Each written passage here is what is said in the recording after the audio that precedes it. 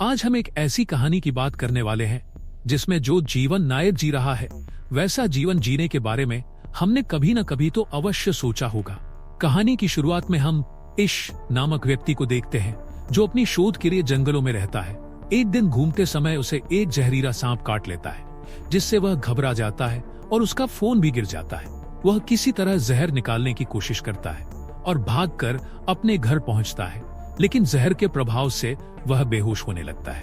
कुछ दिन बाद कुछ लोग उसे खोजने के लिए वहां आते हैं। इश उन्हें बुलाने की कोशिश करता है, लेकिन उसके मुंह से आवाज ही नहीं निकलती, जिसके कारण वे लोग वापस चले जाते हैं। कुछ समय बाद जब उसे होश आता है, तब तक उसके शरीर से जहर का असर कम हो चुका होता है।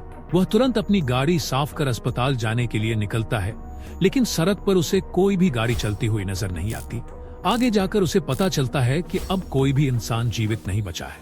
दरअसल एक भयानक वायरस फैल गया था, जिसकी वजह से पूरी आबादी समाप्त हो गई थी। उसे समझ आता है कि लंबे समय तक लोगों से दूर रहने के कारण ही वह जिंदा बचा है। तभी उसे अपने माता पिता की याद आती है और वह तुरंत उनके घर पहुंचता है, लेकिन वहां जाकर उसे पता चलता है कि उसके माता पिता कई दिनों पहले ही मृत्यु को प्राप्त हो चुके हैं। यह देखकर वह बहुत रोता है, लेकिन हिम्मत रखकर घर के पास ही कब्र खोदकर उनके शव को दफना देता है। अब वह लास वेगास जाने का निर्णय लेता है, लेकिन वहां जाने वाला पुल बंद होता है, जिससे वह बहुत गुस्सा हो जाता है और एक लंबा रास्ता लेकर वेगास पहुंचता है। वहां जाकर भी उसे हालात वैसे ही मिलते हैं। वहां भी कोई जीवित नहीं बचा था। निराश होकर वह एक शानदार होटल में जाता है और पूरी रात वहीं बिताता है, क्योंकि अब उसके पास समय की कोई कमी नहीं थी। एक दिन जब वह निराश बैठा होता है, तभी दो और लोग आते हैं जो इस वायरस से बच गए थे।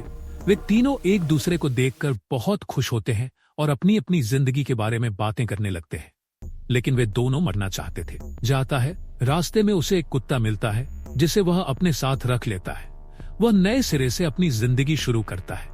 अब उसे खाने पीने की भी कोई कमी नहीं थी। वह रोज यही उम्मीद करता कि शायद उसे कोई और जीवित व्यक्ति मिल जाए। इसी दौरान एक दिन उसे एक घर से धुआं उठता हुआ दिखाई देता है, इसलिए वह तुरंत अपनी कार लेकर वहां पहुंचता है। वहां उसे एक लड़की मिलती है जो उसे देखकर डर जाती है, लेकिन इश उसे यकीन दिलाता है कि वह भी उसकी तरह एक जीवित बचा हुआ इंसान है।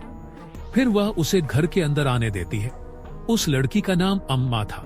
बातचीत के दौरान उनकी दोस्ती हो जाती है और वे दोनों यह निर्णय लेते हैं कि अब वे इश के घर पर ही रहेंगे, क्योंकि उसके घर के पास एक जनरल स्टोर था जहां से वे कभी भी खाने पीने का सामान ला सकते थे। अगले दिन इश अम्मा को अपने घर ले जाता है। अब साथ रहने से उनकी जिंदगी पहले से कहीं बेहतर हो चुकी थी। वे दोनों रोज लकड़ियां काटते, मछलियां पकड़ते और पौधे लगाते। वे निर्णय लेते हैं कि अब उन्हें ही जनसंख्या बढ़ानी होगी। लेकिन जब अम्मा गर्भवती हो जाती है तो इश चिंतित हो जाता है, क्योंकि उसे डर था कि उसके बच्चे इस अजीब दुनिया में जी पाएंगे या नहीं। लेकिन अम्मा उसे हिम्मत देती है। अब इश जीव विज्ञान की किताबों से प्रसव के तरीकों के बारे में पढ़ने लगता है। साथ ही ये दोनों इस घर को पूरी तरह परिपूर्ण बनाने की भी कोशिश करते हैं। इश सौर पैनल भी लगा देता है।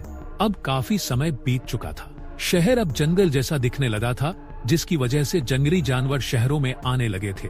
इसलिए उन्होंने अपने घर के चारों ओर एक दीवार बना ली और कुछ हथियार भी रख लिए।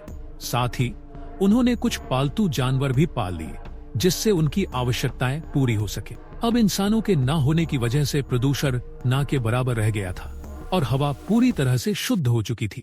लेकिन एक रात न जाने कहां से शहर में बहुत सारे चूहे आ जाते हैं। इस वजह से इश बहुत घबरा जाता है। चूहों को दूर रखने के लिए वह घर का सामान जलाने लगता है। तब एम्मा उसे शांत करती है और समझाती है। इसके बाद इश घर के बाहर जाता है और आसपास से बहुत सारी बिल्लियां ले आता है, जिससे उनकी चूहों की समस्या पूरी तरह समाप्त हो जाती है। अंततः वह दिन आता है जब अम्मा के बच्चे का जन्म होने वाला होता है और दिखाया जाता है कि उन्हें एक बहुत ही प्यारी बेटी हुई है। इससे वे दोनों बहुत खुश हो जाते हैं। अब वे शहर जाकर अलग अलग जगहों पर अपना पता लिखने लगते हैं, ताकि अगर कोई अन्य जीवित व्यक्ति बचा हो तो वह उनके घर आ सके। देखते ही देखते 6 साल बीत जाते हैं। एक दिन जब इश बाहर घूम रहा होता है, तब उसकी कार के सामने एक जंगली जानवर आ जाता है। उसे तड़पता देख इश उसे गोली मारकर आसान मौत दे देता है। दूर एक लड़की यह सब देख रही थी। गोली की आवाज सुनकर वह भागने लगती है। इश भी उसे देख लेता है और उसका पीछा करने लगता है। वह लड़की इश से डर रही होती है, इसलिए इश उसे खाने के लिए कुछ देता है, जिससे वह शांत हो जाती है और कार के पीछे जाकर बैठ जाती है। इश उसे अपने घर ले जाता है। हमें देखने को मिलता है कि अब अम्मा के 2 बच्चे हो चुके थे और तीसरा भी आने वाला था। इसी बीच उनके घर पर और भी जीवित बचे लोग आ चुके थे, लेकिन इश जिस लड़की को लेकर आया था वह अभी भी चुपचाप गाड़ी में ही बैठी थी। अगले दिन जब उसे खाना दिया जाता है तो वह उसे फेंक देती है। तब अम्मा उसे समझाती है और घर के अंदर ले जाती है। जब वह लड़की नहाने जाती है तब अम्मा को उसके बैग से कुछ चित्र और एक पत्र मिलता है। उसमें लिखा होता है कि उसके पिता उसे बहुत परेशान करते थे, जिसकी वजह से वह हर इंसान से डरती है। यह पत्र उसकी माँ ने लिखा था, क्योंकि वह भी मरने वाली थी। उसी रात अम्मा के तीसरे बच्चे का जन्म होता है, जिससे सभी बहुत खुश हो जाते हैं। एक दिन उन्हें किसी के आने की खबर मिलती है, जिससे वे सभी डर जाते हैं और बच्चों को घर में छिपा देते हैं। फिर सभी हथियार लेकर बाहर पहुंचते हैं। वहां उन्हें 4 अन्य जीवित बचे लोग मिलते हैं, जो उनके लिखे पते को देखकर वहां पहुंचे थे। इश कुछ नियम बनाता है, जिन्हें सभी को पालन करना होगा। इसके बाद वे सभी विभिन्न स्थानों पर आवश्यक वस्तुएं लाने के लिए निकल जाते हैं। वे बहुत सारी दवाइयां भी ले आते हैं। कुछ साल बीत जाते हैं और हम देखते हैं कि वहां अब कई बच्चे हो चुके हैं। उनकी छोटी सी बस्ती अब धीरे धीरे बढ़ रही थी। इश वहां सभी बच्चों को पढ़ाता था और पहले की दुनिया के बारे में बताता था। अब उनकी जिंदगी शांति से गुजर रही थी। इसी दौरान एक दिन उनके इलाके में एक शेर घुस आता है, जिसे इश देख लेता है। इससे पहले कि वह बच्चों को कोई नुकसान पहुंचाए, इश बीच में आ जाता है। इस वजह से शेर उसे बुरी तरह घायल कर देता है। गुस्से में अम्मा जंगल में जाकर उस शेर को गोली मार देती है। सभी लोग इश का बहुत ध्यान रखते हैं। कई हफ्तों बाद अब इश फिर से पहले की तरह स्वस्थ हो जाता है। अब 17 साल बीत चुके हैं। सभी बच्चे अब जवान हो चुके हैं। इश की बेटी को उनके समूह के एक लड़के से प्यार हो जाता है, जिससे किसी को कोई परेशानी नहीं थी, क्योंकि यही लोग आने वाला भविष्य थे। लेकिन वह लड़का दुनिया को देखना चाहता था और इस पर भी किसी को कोई आपत्ति नहीं थी। वे दोनों बंदूकें और खाने पीने की चीजें लेकर यात्रा पर निकल जाते हैं। उनके जाने के बाद एक और समस्या खड़ी हो जाती है। अब उनके पास पानी की कमी होने लगती है। जब वे बांध के पास पहुंचते हैं तो उन्हें पता चलता है कि वहां का पानी खत्म हो रहा है। कुछ दिनों बाद और भी जीवित बचे लोग वहां पहुंचते हैं, जिन्हें पेट्रोल की जरूरत थी। वे उनसे पेट्रोल मांगते हैं और बदले में उनकी पानी की समस्या हल करने का वादा करते हैं। इश उन्हें अंदर आने देता है, लेकिन सभी को सावधान रहने की चेतावनी भी देता है। हम देखते हैं कि वे लोग जमीन में खुदाई कर रहे हैं। कई घंटों की खुदाई के बाद अंततः उन्हें पानी मिल जाता है, जिससे सभी बहुत खुश हो जाते हैं। रात को इश को पता चलता है कि उस समूह का एक व्यक्ति उसकी दोस्त को परेशान कर रहा था। वह ये बात पूरी बस्ती को बताता है। इस पर इश उसे मारने का फैसला करता है, जिस पर सभी लोग काफी चर्चा करते हैं। इसके बाद रात में इश उस आदमी को कुल्हाड़ी से मार देता है और उसे दफना देता है, लेकिन इस बात से वह बहुत परेशान महसूस करता है। सुबह वे सभी उस समूह को बताते हैं कि उन्होंने उनके एक साथी को मार दिया है, लेकिन उसकी मौत की खबर सुनकर कोई भी हैरान नहीं होता, क्योंकि वह उन्हें भी परेशान करता था। लेकिन उसके एक साथी को यह पसंद नहीं आता और वह झगड़ा करने लगता है। तब इश उसे कहता है कि अगर उसे यहाँ रहना है तो उसके बनाए नियमों का पालन करना होगा। फिर वे सभी उस आदमी को अपने समुदाय से बाहर निकाल देते हैं। अब उनकी जिंदगी फिर से सामान्य होने लगती है।